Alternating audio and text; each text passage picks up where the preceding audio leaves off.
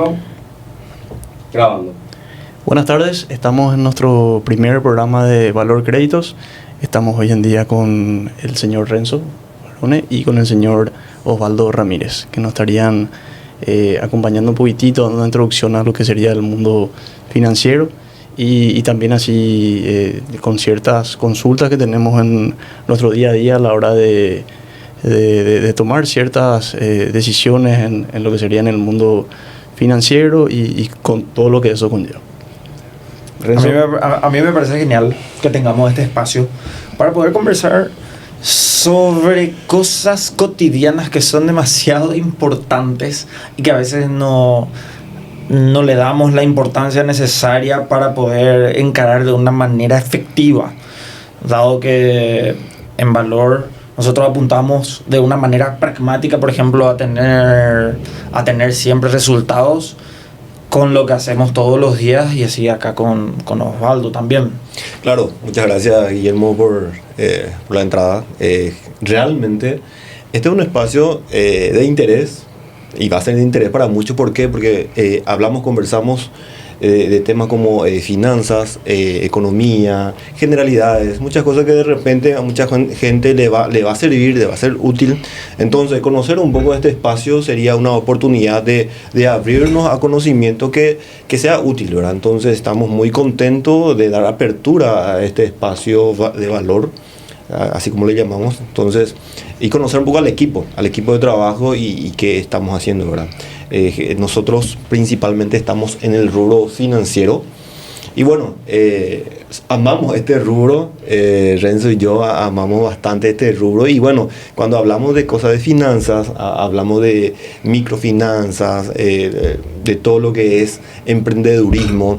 Para mí nos apasiona y bueno, hay tantas cosas que podemos hablar y conversar. Entonces, bueno, feliz de estar aquí también en este espacio. Totalmente. Genial.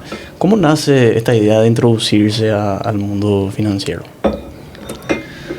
Nació esta idea de que nosotros teníamos las ganas de aportar a la sociedad, y lo cual también esta pregunta a veces se podría enfocar de otras maneras, como por ejemplo, ¿por qué eligieron meterse a las finanzas y no abrir una hamburguesería? Más bien porque aportar valor a la sociedad es poder hacerlo desde un rubro que se va a acoplar a todos los otros múltiples rubros, y ya estamos hablando del efectivo. El efectivo forma parte de nuestro día a día y se acopla a las finanzas de cada negocio, de cada industria y de cada sector. Entonces, cuando la gente dice que a mí no me interesa, por decirte, las finanzas por sí mismo, cuando dicen eso, es totalmente una manera un poco errónea de encarar, dado que al final de cuentas las finanzas están introducidas en todos los rubros. Si vos sos un zapatero, si sos un carnicero, si sos un carpintero, igual está ahí presente el área de las finanzas, porque vos trabajas en cualquier rubro siempre, ¿para qué? Para ganar plata. Y el emprendedor, sea cual sea el emprendimiento, emprender es una manera de administración. Claro, ahí está también, bueno, ¿por qué te metes a este rubro? Entonces, cada emprendedor, o sea, cada persona que quiera emprender, siempre se pregunta, bueno, ¿a qué rubro me meto? Y uno piensa, ¿cuál es el rubro que me va a dar más rentabilidad? Porque tenemos que hablar de la rentabilidad, de la ganancia. Muchas veces se sataniza, bueno, vos estás buscando lucro solamente, pero en realidad es, si una empresa deja de ser rentable y no saca lucro, entonces no tiene sentido de ser. Entonces, una empresa tiene que ser rentable, tiene que apuntar a la rentabilidad, y todo emprendedor tiene que apuntar a eso. Si un emprendedor apunta a un emprendimiento y no tiene en cuenta lo que es la rentabilidad y cómo llegar a tener una empresa rentable, entonces no tiene propósito. Uno de los propósitos principales que tiene que tener un emprendedor es la rentabilidad, la ganancia, que sea algo de lucro, que te pueda dar un retorno a tu inversión. Y ahí entra un millón de cosas que podemos tener en cuenta, ¿verdad? Entonces, entendemos así que es el emprendedurismo, ¿verdad? Y nos metemos, ¿verdad? Yo al menos tengo esta visión de meter, de entender y de gustarme de este rubro financiero, porque cuando empezamos a mirar cómo funciona la economía y cómo funciona la interacción, las transacciones, encontramos que lo que apalanca los proyectos de inversión, los proyectos de emprendimiento, son los créditos. Que más que menos un emprendedor en algún momento de la vida empresarial que tenga va a necesitar de financiamiento, de créditos. Entonces ahí entra el valor de tener una empresa como valor crédito y añadir valor a cada emprendimiento. Y que la empresa, que el emprendimiento pueda apalancarse y pueda tener ese impulso de crecer, de desarrollarse y de generar riqueza. Y eso es un aporte de valor a la sociedad. Por eso creemos que nosotros que el rubro financiero es uno de los rubros principales dentro de una economía de un país. En la historia mismo, cuando nosotros empezamos a remontarnos, cómo fue desarrollándose algunas sociedades en cuanto a economía, encontramos que uno de los fenómenos que más impulsó a la economía de una sociedad es el desarrollo del rubro de la industria financiera. Y ahí nosotros entendemos la importancia de este rubro.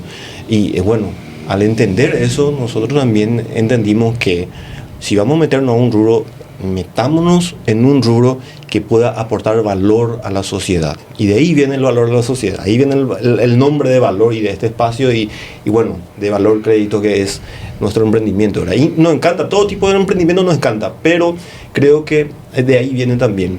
El sector financiero tiene brazos, tiene vínculos en muchísimos rubros. En casi todos los rubros, el rubro financiero tiene su pata metida ahí.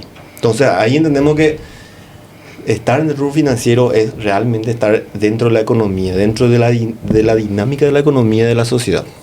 Y a mí me gustaría también agregar algo, porque al final de cuentas, así como dijiste, el rubro financiero siempre estuvo metido con su pata en todos los sectores, está metido y estará metido, porque al final de cuentas todo negocio apunta a lucrar financieramente, y eso es bueno. Entonces entra entre paréntesis de que mucha gente también sataniza sacar un préstamo en muchas ocasiones para invertir en algo, siendo que al final sacar un préstamo para hacer crecer tu empresa es una de las mejores cosas que pueden haber. O sea, es dependiendo de cómo se le da el uso. Entonces hay que tener intereses en siempre poder hacer crecer un negocio, y esa es un arma súper poderosa.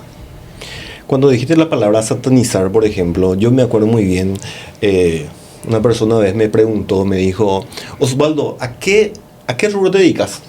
Yo le dije, bueno, estoy en una casa de crédito, ese es mi rubro. Ah, sos usurero. Sos usurero.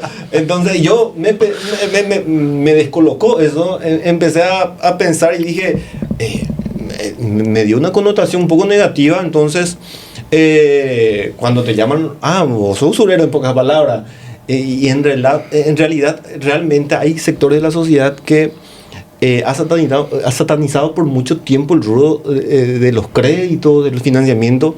Y bueno, ahí entra también una labor de educación financiera. Entonces, empezar a enseñar a la gente la importancia de este rubro.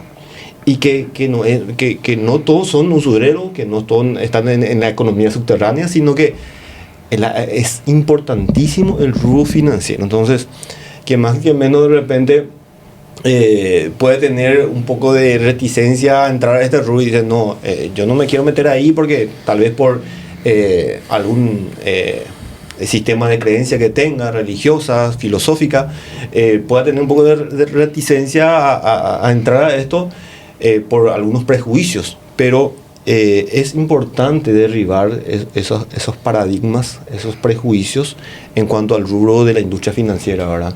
Hay un rubro financiero que está regulado, está con las normas y las reglas claras y bueno, que realmente está aportando valor.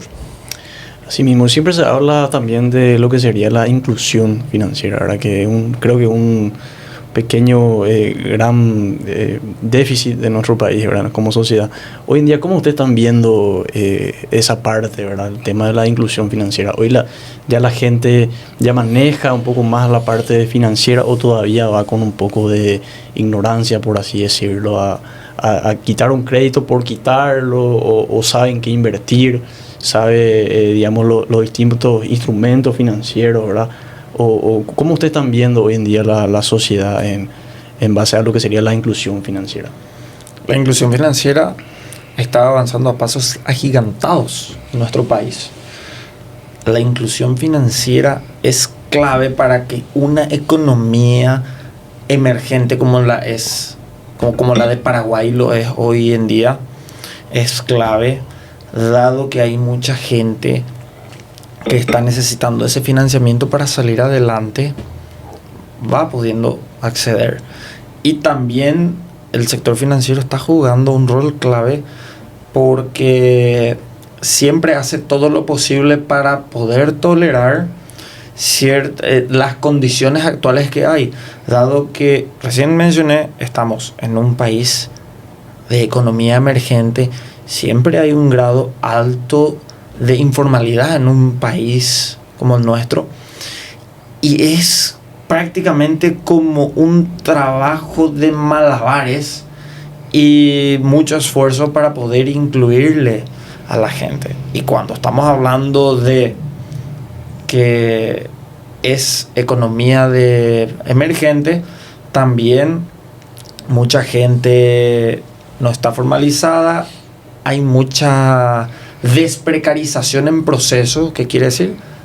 Gente que está saliendo a esa formalidad de a poco.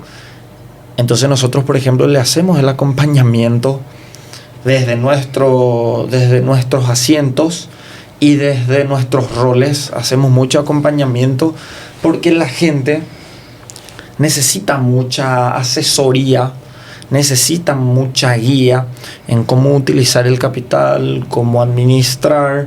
Y ahí te topas con los diferentes desafíos que hay en nuestro país, como por ejemplo lo son el talento humano. Hay muchas empresas muchas MIPYMES que quieren hacer el gran salto para crecer y se encuentran con un techo muchas veces que es la falta de gestión o mismo ellos que tienen que seguir aprendiendo más cosas.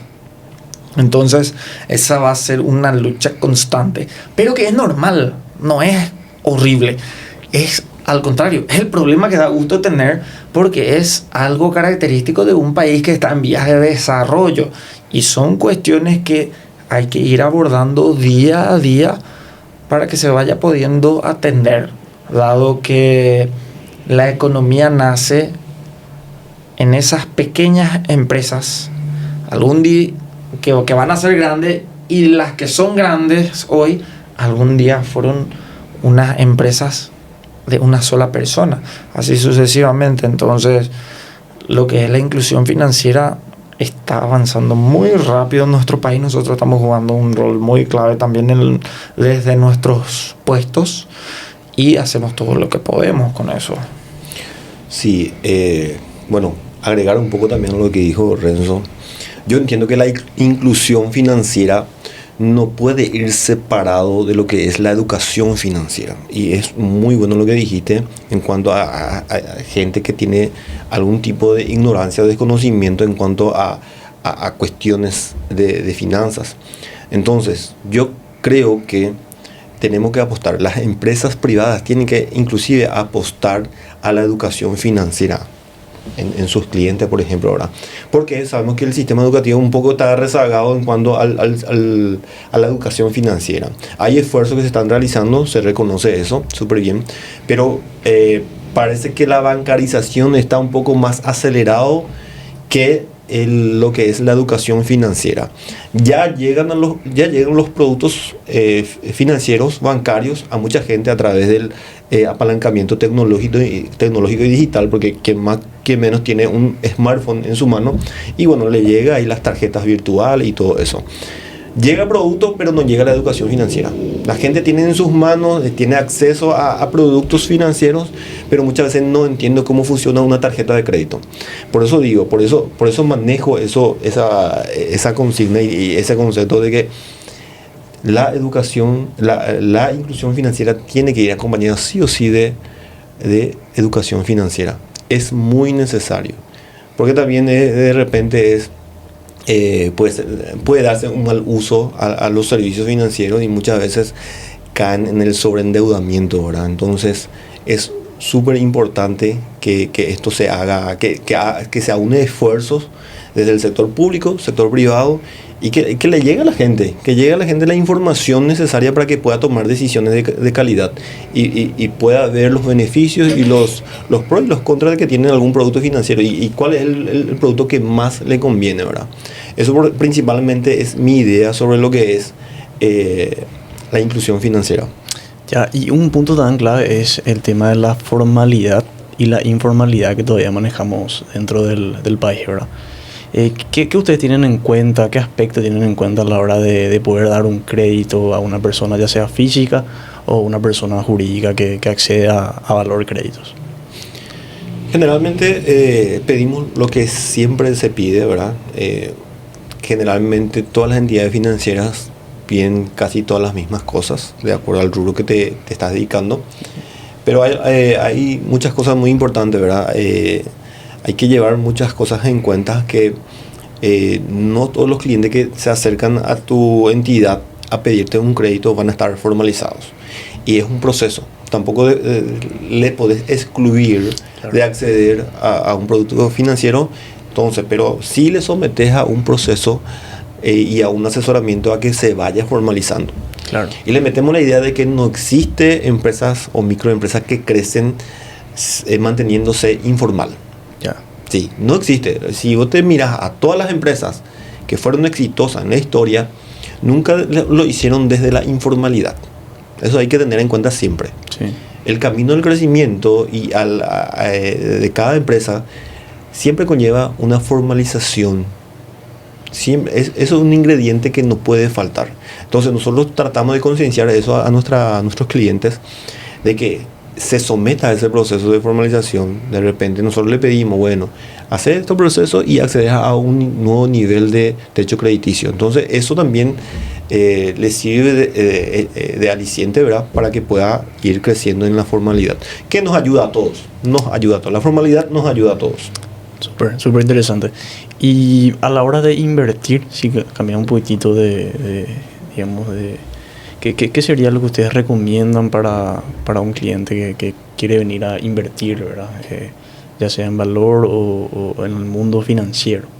¿Cuáles serían los instrumentos?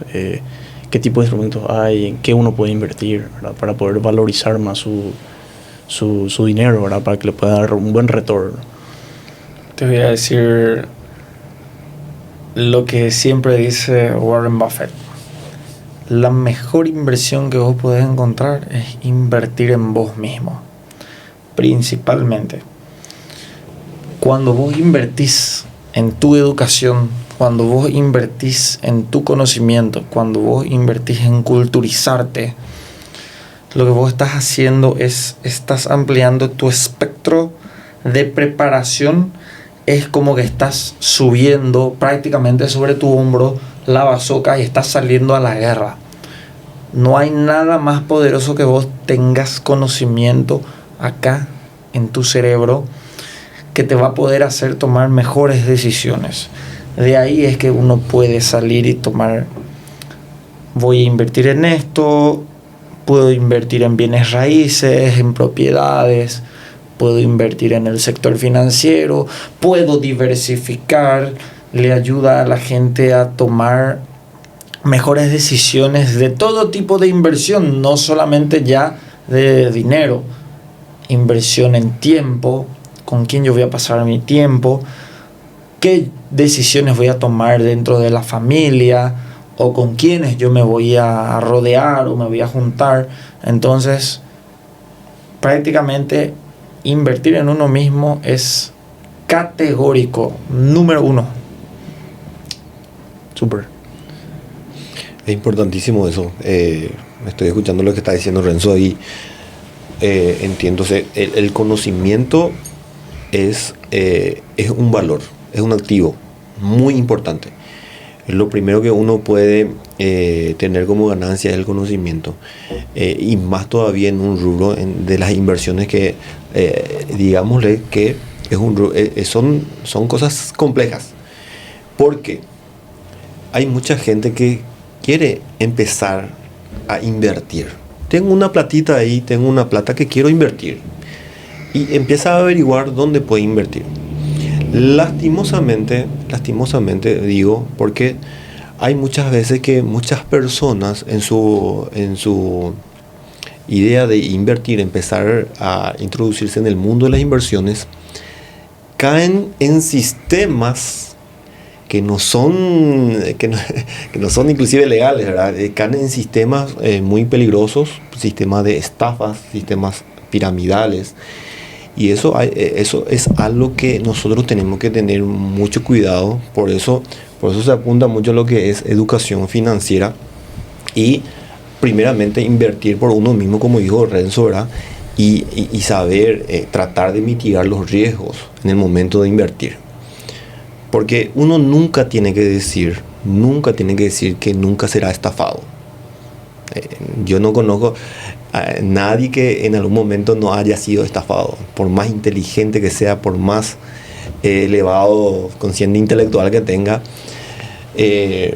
Alguien en valores mínimos inclusive, alguien confió en alguien y no le cumplió, entonces fuiste estafado.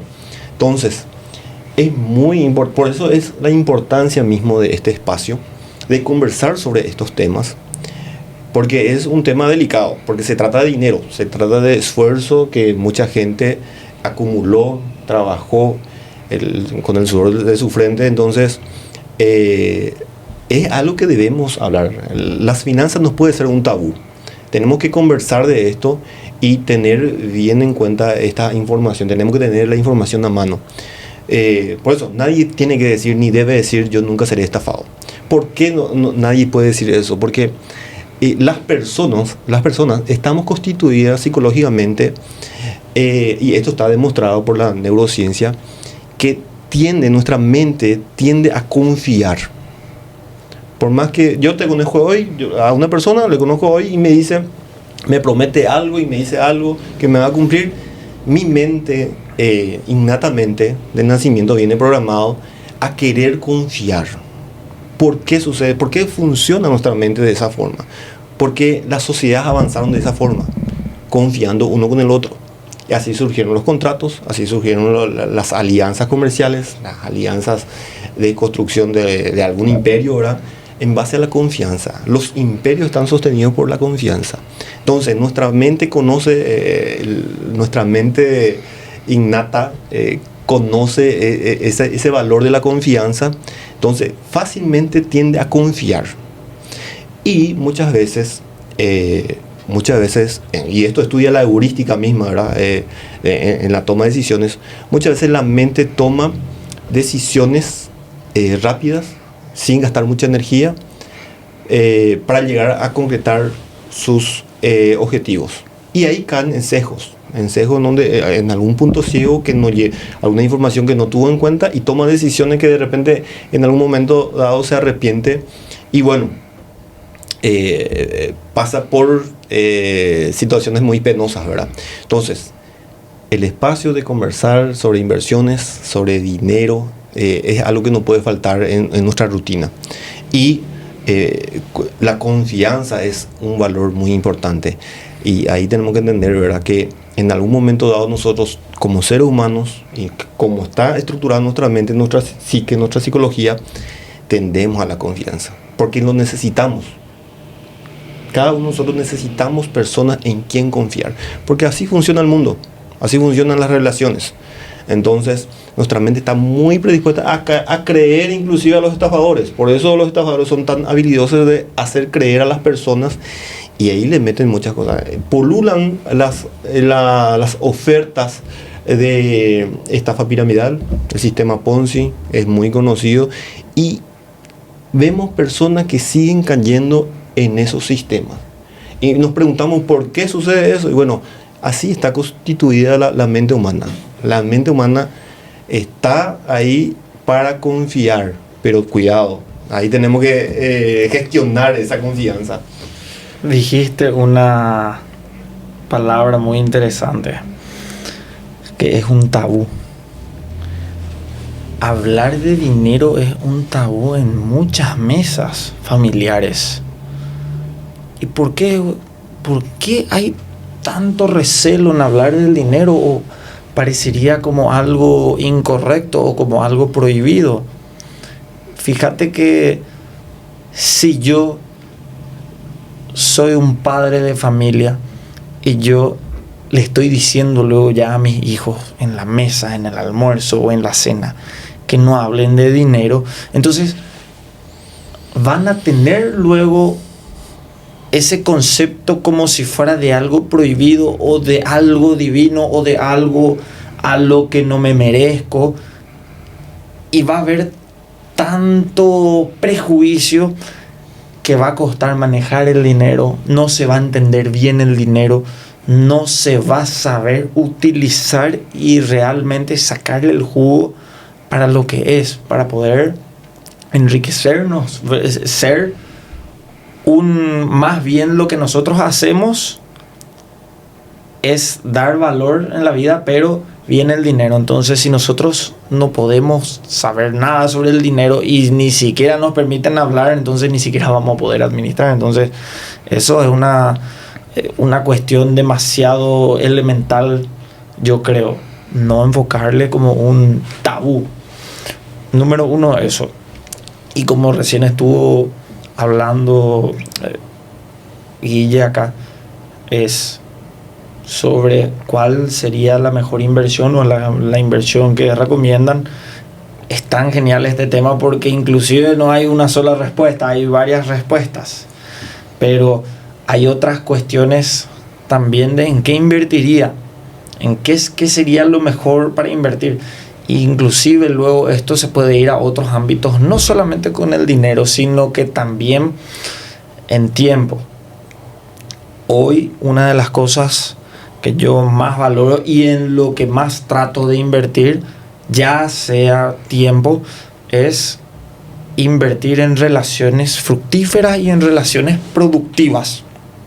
Yo trato de reunirme, de juntarme, de rodearme con gente que sea más habilidosa que yo, con personas que estén más avanzadas o que ya estén a donde yo quiero llegar.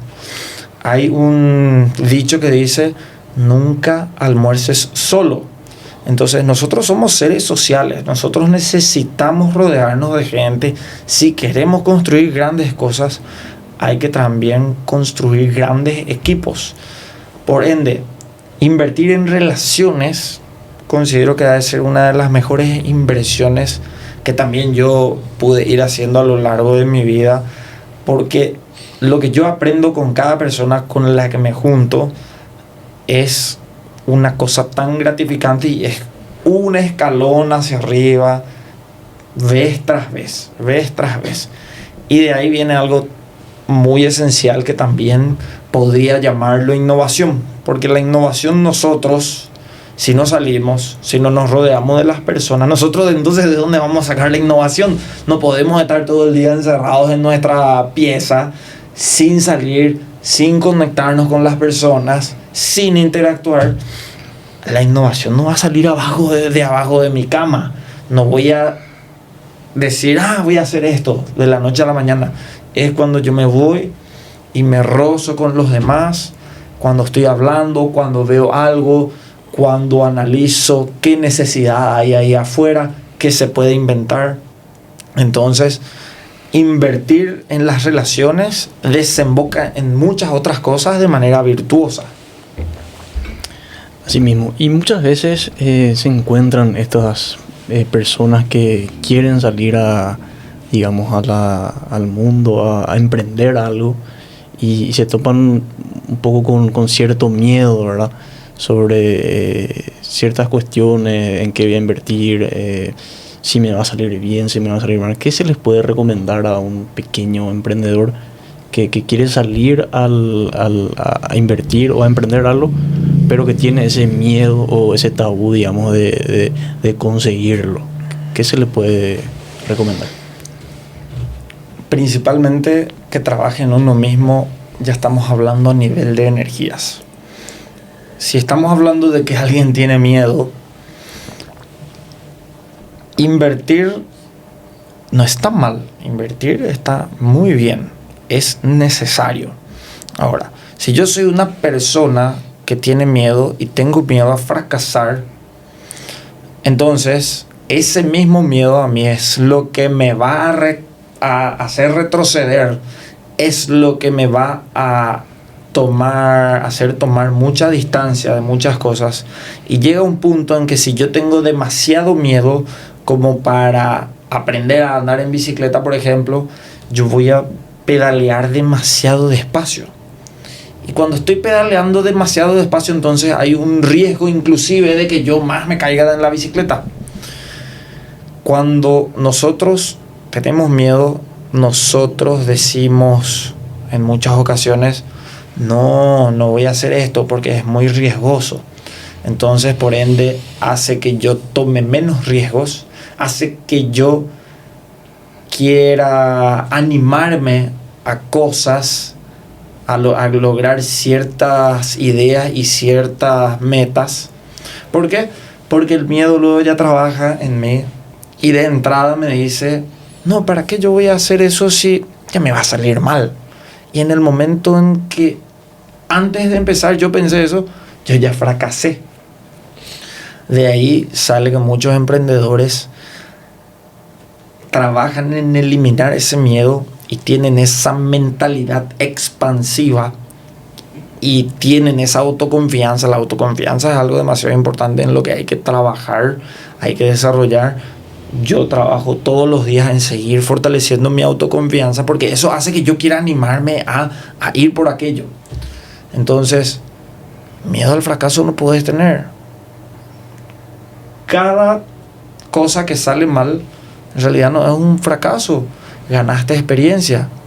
Y te dijo, esa experiencia te dijo qué es lo que tenés que corregir, qué tornillo tenés que ajustar para después levantarte, limpiarte el polvo y volver a hacer, pero con lo que vos ya aprendiste. Entonces, la vida es como un laboratorio. Es de prueba y error. Si nosotros nos rendimos, nosotros nunca vamos a poder estar en ese proceso de mejora continua en el cual a medida que vamos teniendo experiencias vamos puliendo para cada vez ir mejorando las cosas. Entonces no hay que tener miedo para nada. ¿Tenés $1 millón para perder cuando haces un emprendimiento? Si no tenés eso, ¿de qué te estresás? Metele. Yo trabajo en mi miedo todos los días. No tengo absolutamente miedo si algo, por ejemplo, si algo emprendo o si algo arranco. No tengo miedo ni si me quedo en la calle a dormir en la vereda. ¿Qué me va a pasar? ¿Alguien me va a venir a matar? ¿Alguien me va a venir a sacar la cabeza? No tengo miedo. De ahí sale. Por eso los grandes imperios llegan muy lejos, porque trabajan mucho en sus miedos. Totalmente. Yo creo personalmente que el miedo es una de las emociones más normales que el ser humano puede tener en cualquier momento de su vida y más todavía en el momento que va a tomar decisiones de emprendimiento. Ahora bien, el tema es cómo gestionas el miedo. La gestión de las emociones es súper importante eso. Porque el miedo, si no lo controlas, si no lo gestionas, puede llegar a ser paralizante. Y cuando emprendes, cuando vas a meterte en el mundo del emprendimiento, necesitas moverte. Y el miedo te congela. El miedo te paraliza. Te paraliza. El miedo puede dejarte inválido, así, mentalmente inválido, para desarrollar tus ideas, para desarrollar tus intenciones y llegar a tu logro. El miedo cumple una función también de supervivencia, ¿verdad? El miedo también le ayudó al ser humano a cuidarse, a ser prudente, a no tomar decisiones alocadas. Pero tenemos que tener en cuenta que, bueno, gracias al miedo, gracias a la confianza y llevar un poco un punto de equilibrio a través de la razón, es ahí donde tenemos que tomar buenas decisiones. Porque algo que tenemos mucho, si tenemos demasiado miedo y si no tenemos nada de miedo, es peligroso, ¿verdad? Entonces tenemos que tener una muy buena gestión de emociones en el momento del emprendimiento. Un empresario, un emprendedor, lo primero que tiene que aprender es gestionar sus emociones, porque emprender es una montaña rusa de emociones. No todos los días van a ser color de rosa, no todos los días van a ser de éxito, no todos los días vamos a vender las cantidades que queremos vender, no todo acuerdo o contrato o de repente las intenciones e inversiones que llegamos a hacer a través de nuestra empresa van a salir de forma positiva, porque la vida real no es así, ahí tiene sus vaivenes. Entonces ahí vienen a enfrentarnos con nuestras propias emociones y ahí nosotros tenemos que tener un alto nivel de gestión de emociones. Por eso hay libros que ayudaron a muchísima gente. Por ejemplo, el libro de inteligencia emocional, por ejemplo, es un bestseller. ¿Por qué? Porque es un tema súper importante el de gestionar esas emociones. Tener inteligencia emocional en el momento de la toma de decisiones. Entonces es súper importante. Muy, muy buena pregunta, Guillermo. Excelente, súper claro. Y me podrían decir a la hora de, bueno, uno ya está emprendiendo, ¿verdad? Ya creó su empresa. A la hora de asociarse, ¿qué uno tiene que mirar? ¿Qué tiene que mirar el empresario con la persona que va a asociarse? ¿Qué aspecto tiene que tener en cuenta? Antes de asociarse con una persona. Sí. O sea, es que asociarse con una persona es como un matrimonio. Sí. Yo puedo pensar de buenas a primeras cuando surge una idea. Mira, vamos a hacer esto con fulano. Y realmente no es así. Antes de asociarme con alguien, dado que, como preguntaste, yo particularmente miro un conjunto de cosas. Pero hay muchas cosas que tratamos de mirar, como por ejemplo los valores y la moral que tiene una persona. De ahí, por ejemplo, va el conocimiento que tiene, también va en qué puede ser útil, porque al final de cuentas hay que ser sinceros. ¿Qué tan provechoso y estratégico puede ser ese relacionamiento? Entonces, nosotros miramos muchos factores. Totalmente. Asociarse con... hay que entender muchas veces que asociarse para los negocios no solamente es tu socio que está emprendiendo contigo. Yo considero, por ejemplo, a mi cliente como un socio comercial. Cuando yo le estoy vendiendo mi producto a una persona y estoy eligiendo un segmento del mercado, yo me estoy asociando con ese segmento. Si yo estoy contratando un funcionario, una persona que va a venir a incorporarse dentro del equipo de la empresa, yo me estoy asociando con esa persona laboralmente. Y bueno, están las sociedades de las empresas, ¿verdad? Pero siempre estamos asociándonos. Eso es categoría. Eso no nos vamos a hacer. Necesitamos asociarnos. Es una necesidad. Entonces, ¿cómo hacemos? ¿Con quién nos asociamos? Y ahí entramos un poco a ver y analizar las habilidades. Son muy famosas lo que son las habilidades blandas, las habilidades duras, pero también yo me extiendo un poco más y pienso en las habilidades cognitivas y las habilidades metacognitivas. Bueno, ¿qué son esas habilidades? ¿Cómo nosotros podemos evaluar a las personas? Las habilidades blandas sabemos que se basan en relacionamiento, la calidad de las relaciones que uno puede tener con sus socios. Y las habilidades duras serían las habilidades técnicas, manejo de herramientas, conocimiento específico de algún tema. Eso serían las habilidades duras. Las habilidades cognitivas son la capacidad de procesar información, la capacidad de aprendizaje y la capacidad de aprendizaje de calidad. Y las metacognitivas serían, esas habilidades metacognitivas serían la capacidad de analizar tu propio pensamiento, tu forma propia de aprendizaje.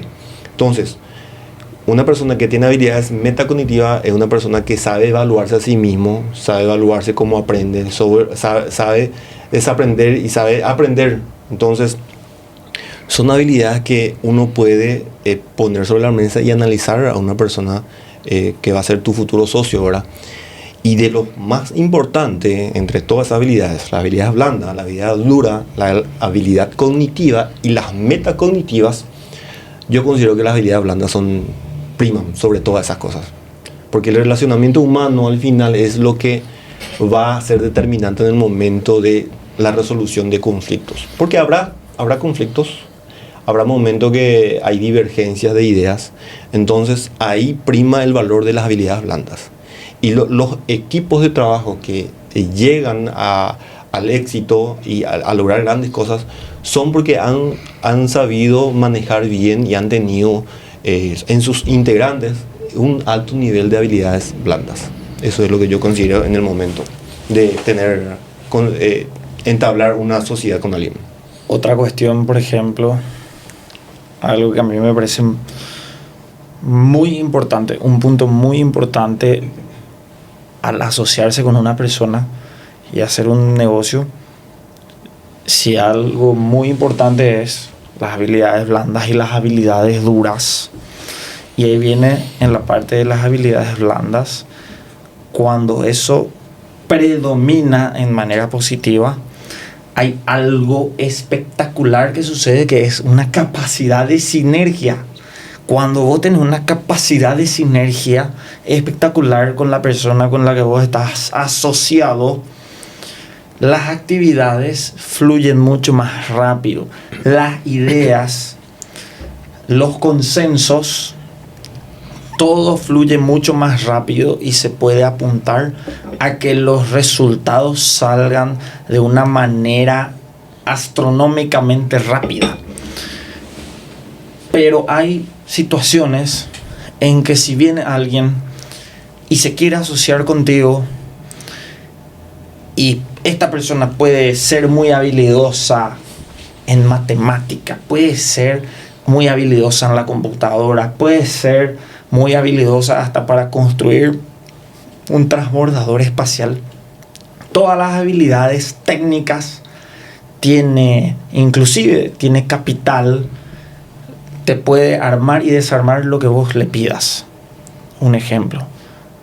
Pero si tenés falta de hacer sinergia, quejista, chismoso, problemático, egoísta o cualquiera de todos los otros apellidos, narcisista incluso, entonces ¿de qué sirve? Todas sus habilidades me las paso por el trasero, entonces no te sirve de nada, porque al final ni siquiera podés llegar a un consenso con esa persona, porque es puro problema y puro pelea. Entonces no sirve de nada. De ahí sale que la capacidad de sinergia es prácticamente, te hace el 70% de la ecuación. Totalmente, Renzo. Tu forma de explicar realmente me llegó, porque es así, es la realidad. Es la realidad misma. ¿De qué te sirve a alguien que habla 5 idiomas y de repente en el lenguaje que manejamos en el español no te llegues al entendimiento? No puedes entenderte con una persona en español, pero el tipo maneja 5 idiomas, pero cuando hay un problema, una situación que necesitamos dialogar y conversar en español y queremos tratar sobre un tema, no tenga la habilidad del diálogo, por ejemplo. Entonces, por más que hables 5 idiomas, si no tienes la capacidad de dialogar y llegar a un consenso, no te sirve. Tienes la habilidad de manejar 5 idiomas, pero no tienes la habilidad de dialogar y llegar a un consenso. Entonces ahí se complica la cosa. Y es cuestión de habilidades blandas y no de habilidades duras, ¿verdad? Totalmente. Muy interesante. Mira la que está verdad. muy potente ya el tema Sí, de sí, conversación sí. y No, ya está- acá ya estamos incendiándonos y ya sale fuego ya. Sí, estamos en el flow, estamos fluyendo. Sí, sí. Totalmente, Lu. Y tocando un poco, bueno, continuando con la pregunta anterior, ¿cómo ustedes evalúan a un empresario? ¿Cómo uno puede, digamos, evaluar para la hora justamente también de asociarse, ¿verdad? ¿Cómo sería cómo uno puede evaluar a un tipo de empresario con respecto a otro? Hay un versículo en la Biblia que dice, por sus frutos lo conoceréis. Es lo primero. Sí. Primero mira qué es lo que hace y dónde está. Esa es su carta de presentación. Antes que puro palabrerío. Lo primero. Y hay gente también que tiene resultados. Eso no quiere decir que vos te vas a ir y te vas a entregar de 4 a la primera persona que viene y que le salió todo bien. Claro. No. Es una característica. Después es conocerle a la persona. Y ahí lo que dije hace rato es la capacidad de sinergia. Porque a esa persona también le puede ir bastante bien. Le puede haber hecho todo lo que vos querés hacer. Pero si otra vez no tenés capacidad de sinergia con esa persona, entonces te vas a estar peleando todo el día. Van a tener diferencias y no van a poder hacer una sinergia. Eso es lo que se necesita para poder llegar a buen puerto, para evaluar a un buen empresario. Si querés principalmente asociarte a ese empresario, más que nada. Porque cuando nosotros le conocemos a un empresario, siempre lo que nosotros pensamos es, mira un poco esa persona, qué interesante a la que le estoy conociendo. ¿Qué tipo de negocio será que yo puedo hacer? Inclusivemente eso ya nos planteamos subconscientemente. Qué interesante. Cuando citaste el tema del versículo bíblico, me vino algo en la mente. Bueno, por su fruto lo conoceréis, así de esa forma, por los frutos, por los resultados le conocemos a las personas, Sí, ¿verdad? ¿te gustó? Luego te reíste. No, porque vinculé con algo que leí hace poco en las redes sociales mismo. Se está volviendo muy viral esa frase. Estoy viendo las redes sociales constantemente y me llamó la atención también y bueno, se vincula un poco a lo que le dijiste, ¿verdad? Dice que los judíos no hacen negocios con la gente que ya conoce. O sea que hacen negocios para conocer a las personas. Recién ahí, haciendo un negocio con la persona, ahí le conoces a la persona. O sea, uno pensaría, ¿verdad? Que, bueno, yo voy a ser persona con personas que conozco. No haría persona con quien no conozco. Pero la mentalidad judía dice que, según este relato, ¿verdad? Que leí, que los judíos hacen negocios para conocer a las personas. En el negocio, cuando está metido la plata ahí donde sabemos cómo reacciona esa persona, ¿verdad? Es muy interesante que los judíos... Y eso suele pasar muchas veces en las familias incluso, ¿verdad? Totalmente, A la hora de hablar de dinero, como que ahí sale su verdadero Sí, yo, sale su verdadero.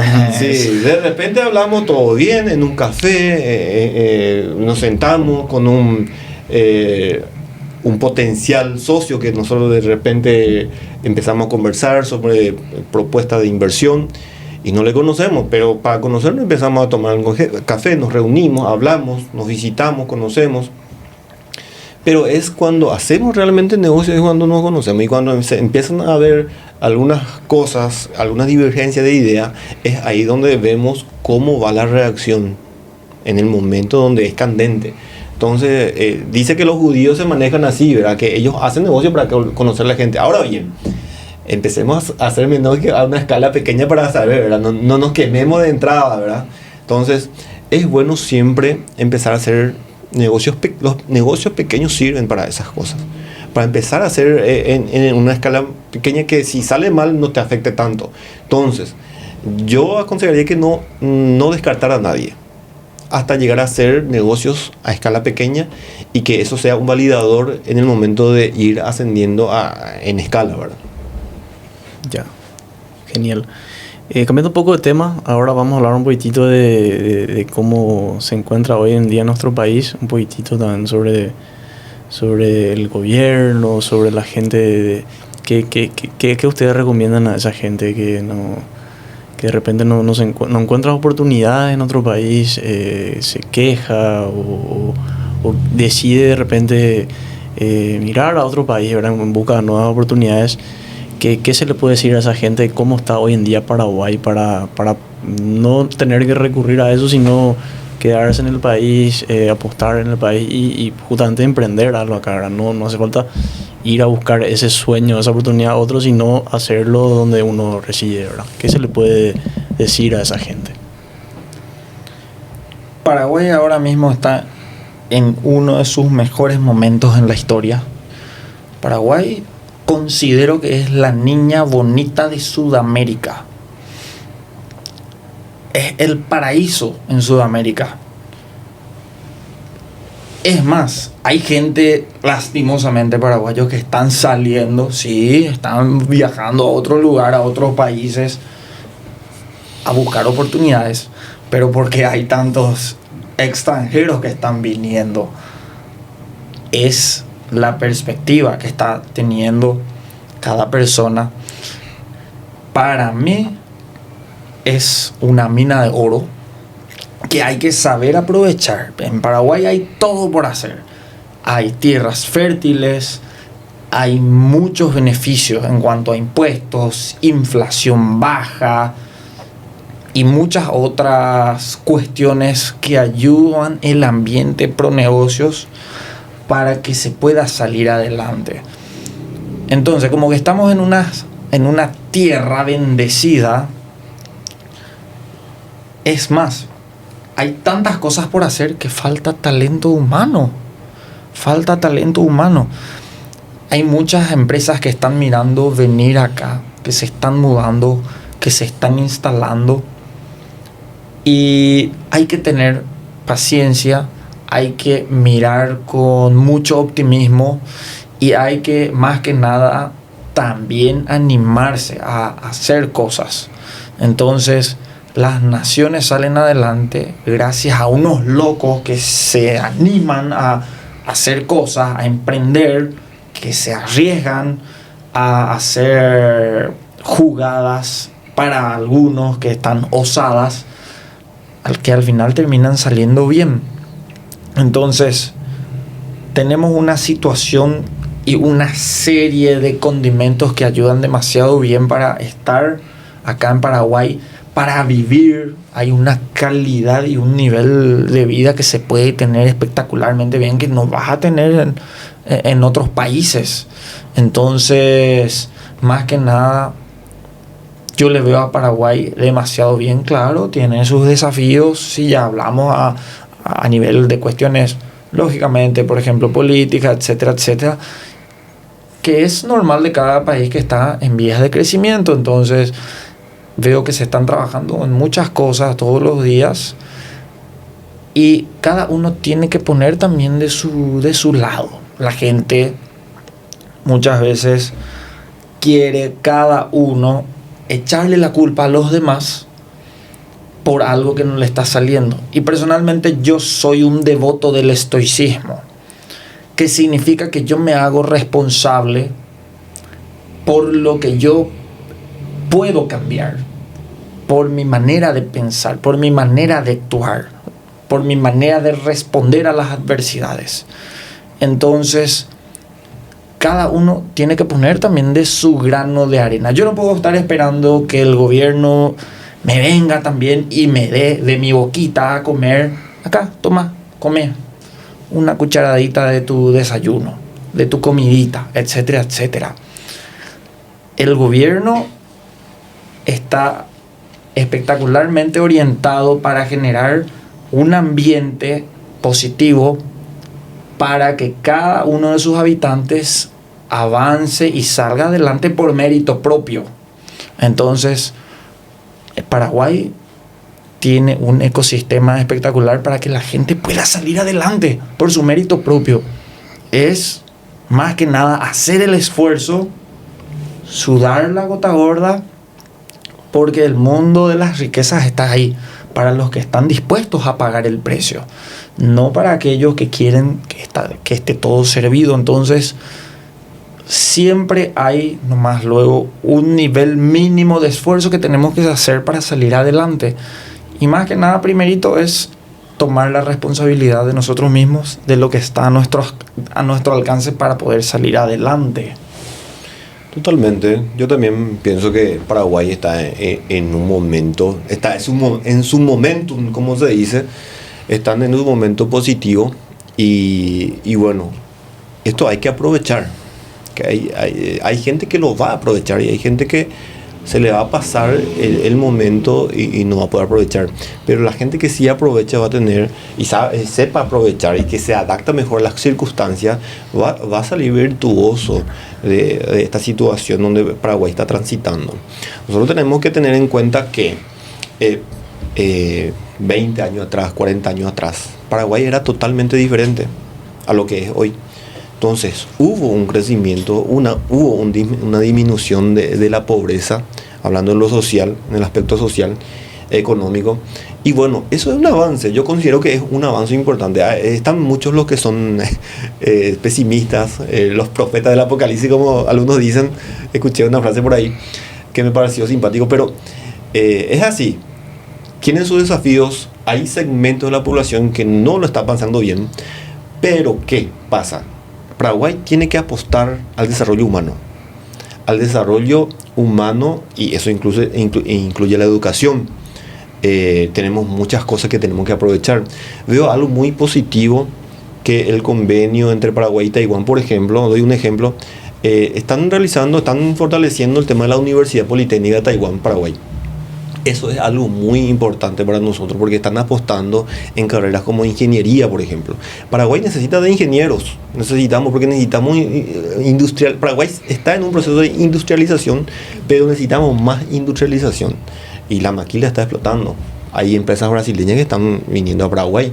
Entonces, nosotros tenemos que apostar en el desarrollo humano, desarrollar profesionales, tenemos más ingenieros.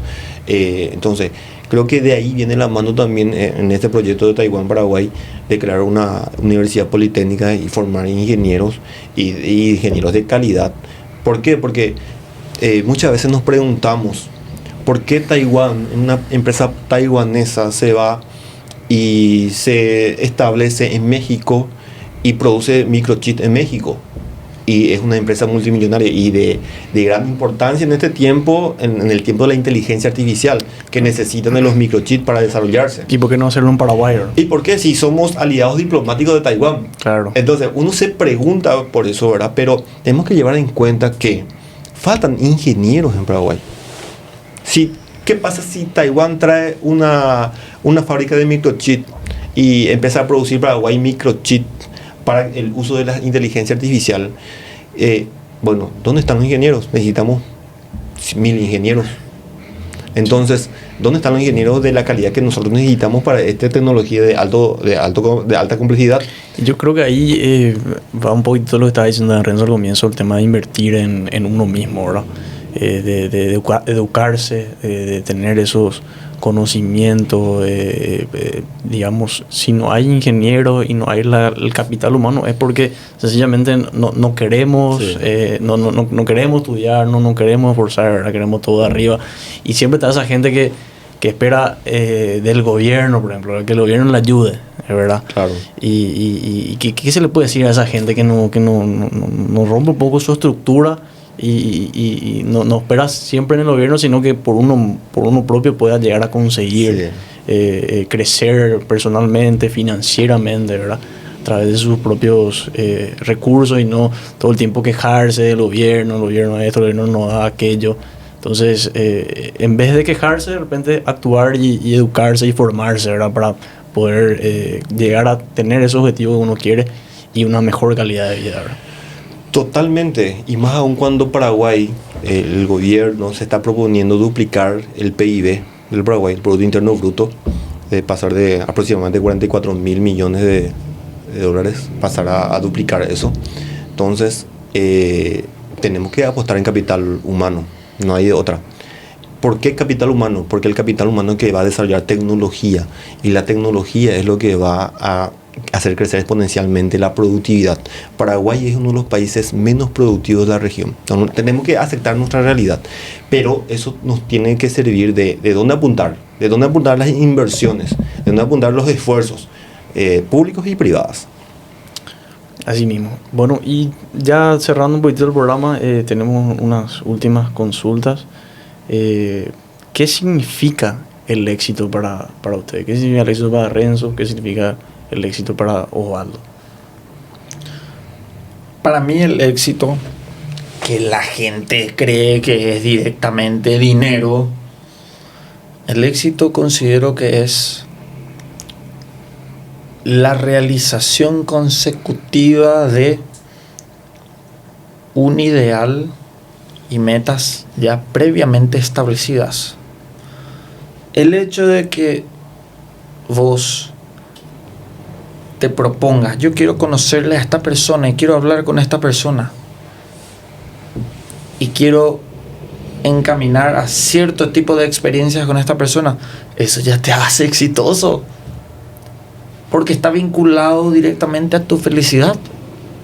Y si vos estás relacionándote y hablando con esa persona con la que siempre quisiste, eso ya es un tipo de éxito, ya redunda en tu felicidad.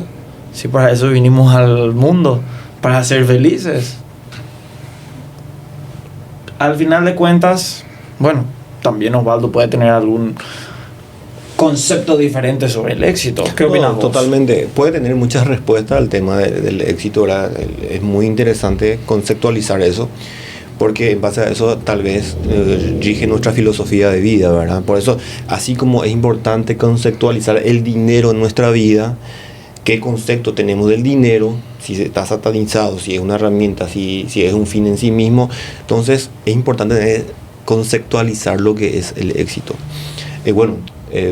Te tiro algo, de repente lo que me viene de mi mente sobre el éxito. El éxito puede ser la acumulación de riquezas que no se pueden comprar con dinero. Hay cosas que no se pueden comprar con dineros. Entonces, si vos... La salud, por ejemplo. Sí, ponele cualquier cosa. De repente... Hay cosas que no podemos alcanzar con nuestro simple dinero, ¿verdad? Tal vez lograste un éxito empresarial, lograste muchísimo, será un acaudalado, pero ¿qué pasa cuando no tenés algo que te hace llegar y hacerte pleno? Claro. Ahí viene lo que es el ser, no el tener, sino el ser.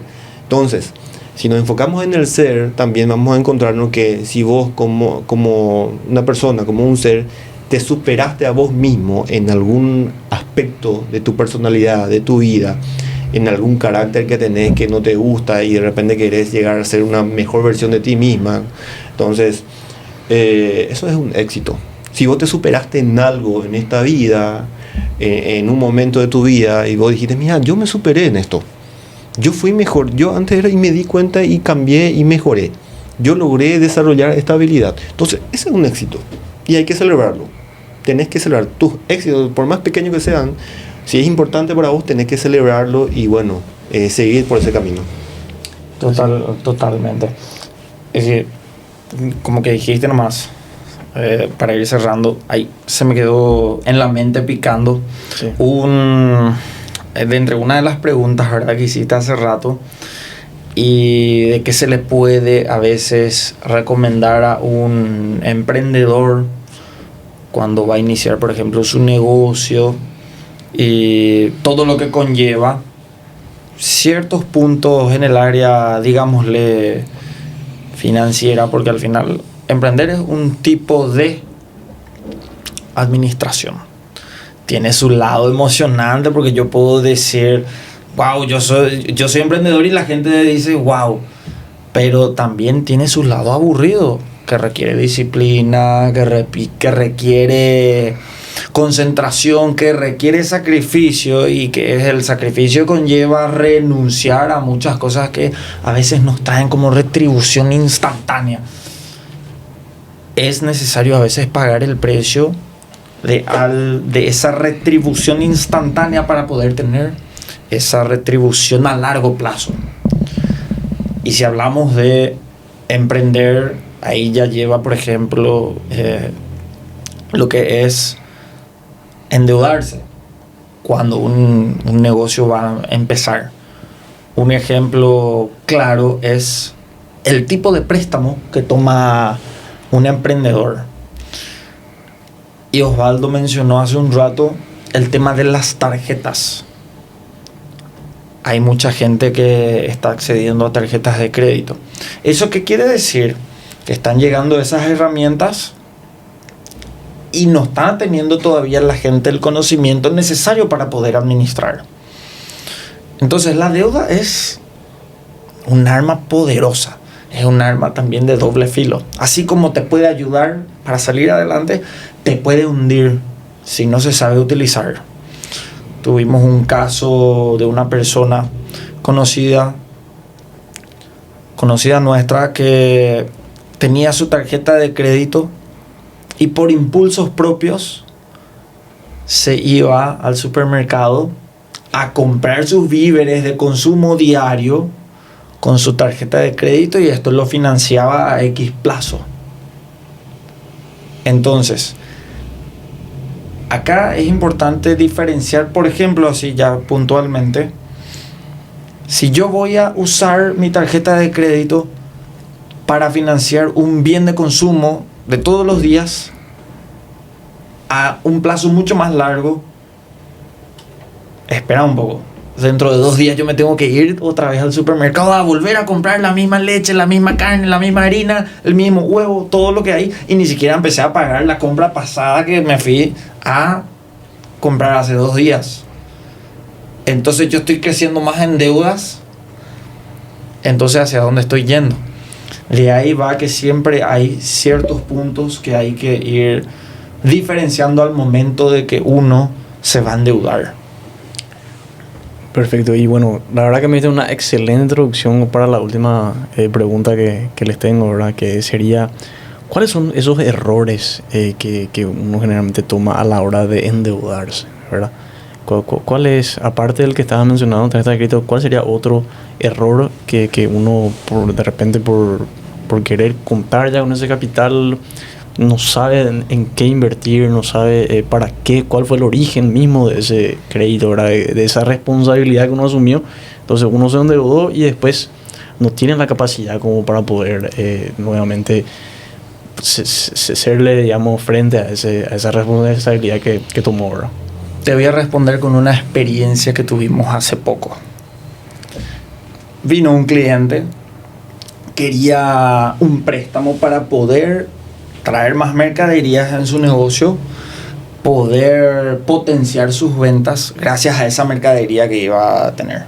Entonces nosotros también no le damos solamente plata.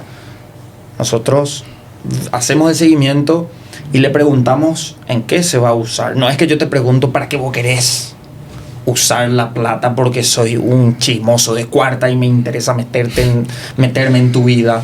No, es para poder asesorarte y que vos puedas tener un mejor uso de ese dinero. Vino la persona, quería para una compra de mercaderías, que contablemente eso se llama activo corriente.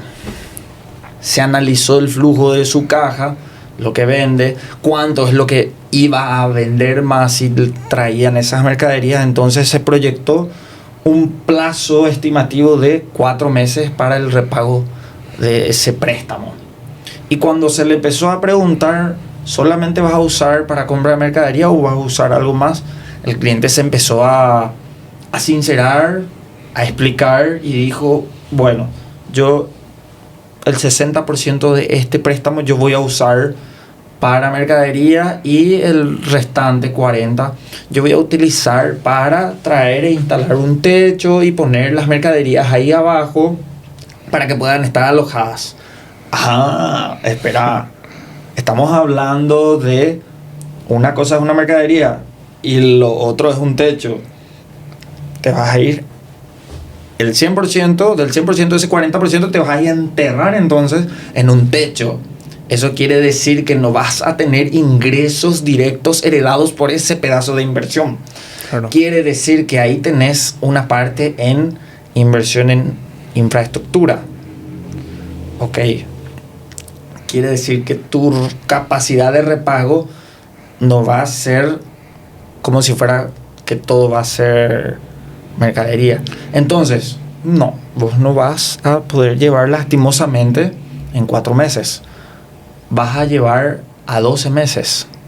Porque esa parte de tu préstamo no te va a dar directamente las ventas, sino que va a ser la mercadería que va a estar girando, rotando y vendiéndose.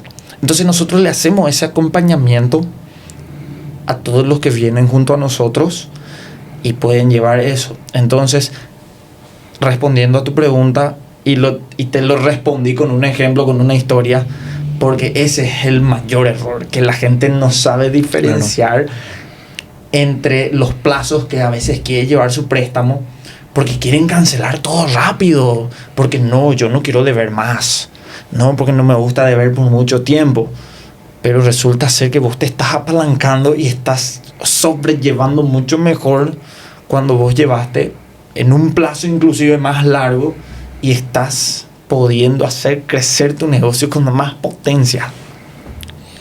Clarísimo, clarísimo. Sí, hay muchos casos, ¿verdad? Me hace recordar más un caso también que en un momento dado un cliente que se dedicaba a vender consumo masivo, productos de consumo masivo, y bueno, tenía un capital, una liquidez, y utilizó esa liquidez para comprar un camión, para ampliar su flota de mercadería, de distribución, ¿verdad?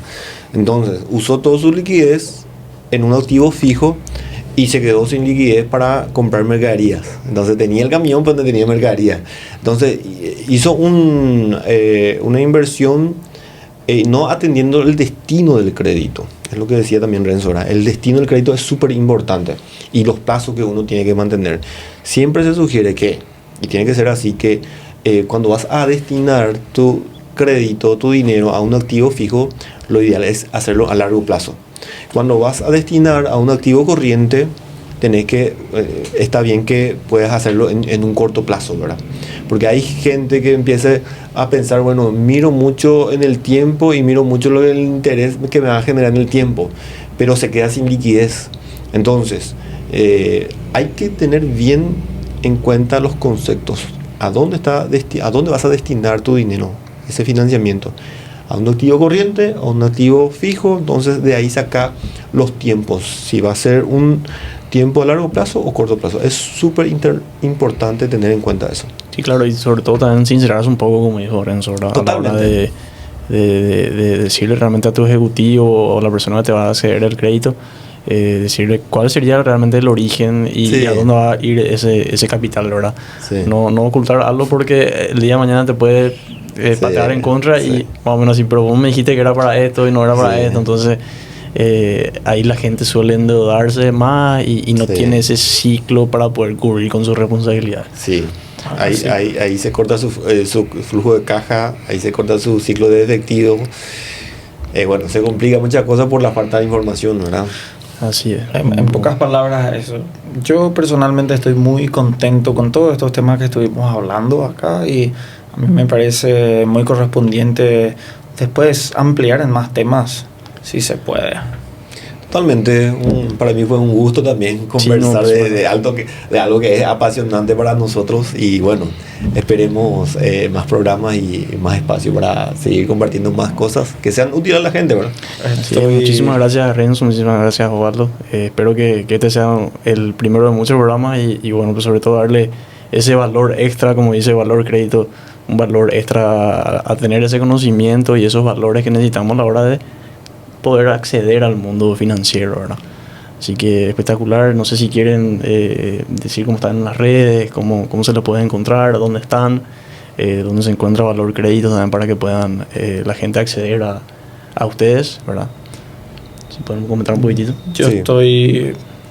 Se me puede encontrar en Instagram @Renzo Faraone y a Valor le pueden encontrar @Valor Créditos en Instagram también. ¿Y a Osvaldo? Sí, en Instagram me pueden encontrar como Osvaldo Ramírez y también en Facebook también, Osvaldo Ramírez también. Bueno, estamos ahí siempre también pasando algunas de las actividades que vamos teniendo. Si la gente quiere seguir viendo más episodios, pueden comentar inclusive. Y bueno, de repente si hay alguna pregunta que tiene alguna curiosidad de algún tema en específico, pueden comentar y poner ahí sus preguntas. Perfecto, ya sería para el siguiente capítulo, episodio. Así mismo. Bueno, muchísimas gracias por su tiempo y espero que este sea el primero de muchos capítulos más.